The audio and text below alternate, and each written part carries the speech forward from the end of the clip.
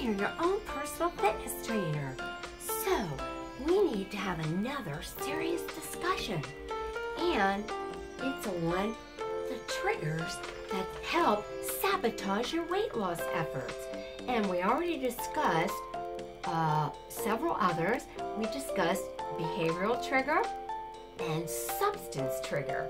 Now, this one that you need to know about and be aware of is situational triggers. So, here again is what a trigger is. A trigger is any person, place, thing, food, or situation that causes or has a tendency to cause one to overeat or overindulge. And again, it says right here that when dieters think of triggers, they typically think of a specific type of food. And yes, that can be a trigger. And we went over that. That's a substance trigger. And it said, and for many, sugar and white flour are huge substance triggers. But it could be something else also. But there are other kind of triggers outside of that. Namely, situational trigger. So, and they say a situational trigger is when the impulse to overindulge stems directly from a situation in one's life that occurs periodically. Okay, and so then they're going to give you, sorry, it's like there's like a cat here. They're everywhere. But anyway, I know it is. But anyway, here's some examples of situational triggers for you. So there can be ones that are work related. And we all know that there are different stressful situations at work. And that's what they're talking about here. So they'll give you some examples of some work related. So let's say, for instance, let's say you have regular work meetings, and for some reason, those meetings cause you stress. There's an example of a situational trigger.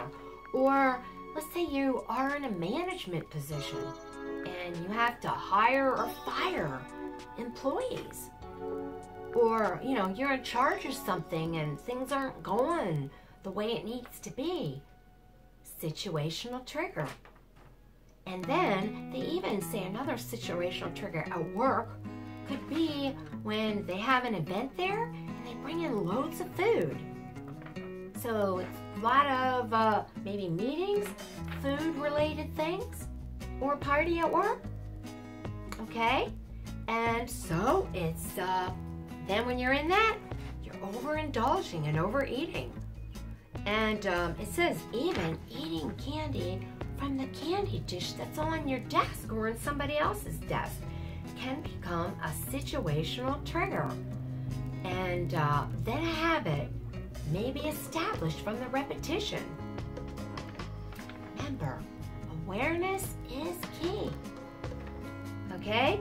And then here's another one they say. Another trigger is going to a fun family party and socializing, or just any party and socializing. And you're right around the food table. And we all know most parties do have food. So that can be a trigger right there. Because then you're around the food table and you're talking, you're not realizing, and you're picking, and you're overindulging. We all have done that one. Okay, and you know, for some people, it can be more of a temptation than for others. That's a situational trigger. And I have a tip for that.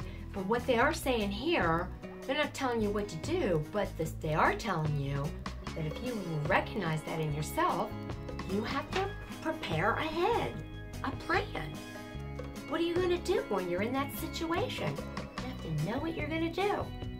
So here's an idea I have for you. Because this is what I did a long time ago. You know, I mentioned earlier, or I don't know if you've heard this, but back in my early 20s, that some of that going on was substance trigger. But anyway, when I made the decision to get healthy and to recognize and want to do what I had to do, you know, early on when I felt I couldn't control it, I didn't go to parties too often.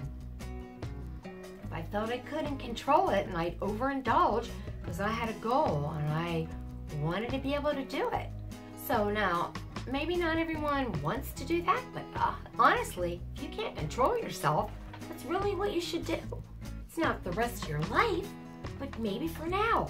What's more important, the party or becoming what you want to be? Okay, just saying.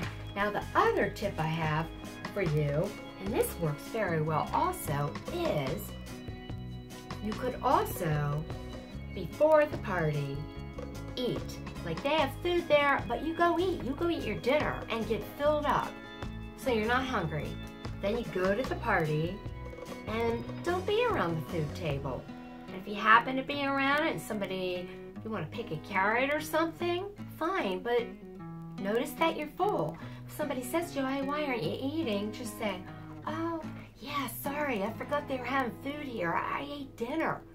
I mean, again, you really don't have to explain anything to anybody, okay? You don't explain anything. Those are for the people that are like on you, if you know what I mean. Some people will get on you about that. But you don't need to explain, but if you feel more comfortable, just say, oh yeah, I forgot, I already had dinner. I'm full. That's all you have to do, okay? That's a plan. One of those two things. All right, and then they're also telling you that situational triggers may or may not involve substance triggers. But it's saying where there's one trigger, there's usually another. So most of the time, people just don't have one. It's a mix. So if I look at myself, I would say I had substance trigger. That was donuts, was into donuts. That's a substance trigger. And then situational, going to a party kind of thing. And I'd have to think on that. I know those two for sure. Okay? But there you go. But also, oh no, this donuts I ate out of emotion too, so there you go. So see, it's all connected, right? But awareness. And lastly, they say, those who are not aware of their triggers are going to fall into that same pattern over and over and over. Overindulging and never realizing why they can't lose weight. So, what I want you to do, and what they suggest, is I want you to take a quick look at a specific situation in your life where you overindulge for no other reason other than the fact you were in a particular situation that caused that. Look on those things I discussed and consider why you indulged. Were you really hungry? Or were you experiencing emotions, stress emotion, that made you feel you had no control? And the feeling that you needed to overindulge excessively. So, I know you can do it. I did it. And I know we've all done it at one time or another. Even people that aren't overweight, we've all done it. So don't feel bad about yourself. It's good to become aware. It's the only way you can create change. Okay? I know you can do it. So, lastly, I did want to say thank you so much to all my subscribers. As I told you, I really do appreciate it. And my videos help you. I'm really happy about that. And I'm happy if you like it or share it. Comment. I love the comments. And if you're new, come on, join us here. All kind of videos going on. So, I will put some quotes up for you on the screen like I did last time when I do these. And until next time, I'll see ya and ta-ta.